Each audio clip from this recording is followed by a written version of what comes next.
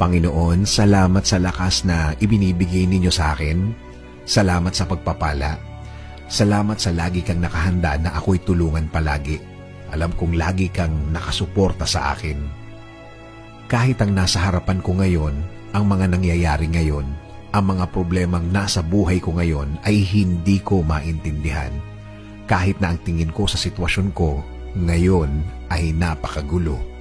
Sa iyo pa rin ako aasa, sa iyo pa rin ako kakapit because you said in your word that you will always be there for me with a helping hand. As a father to me, I thank you, Lord. Hindi ako manghihina sa mga bagay na to. Hindi ako mawawala ng loob, hindi ako matatakot dahil naniniwala ako na lagi kang andyan para ako ay sagipin sa mga problemadong araw tulad ng mga nararanasan ko, Panginoon. Alam ko, Lord, things will never be the same na ang lahat ng ito'y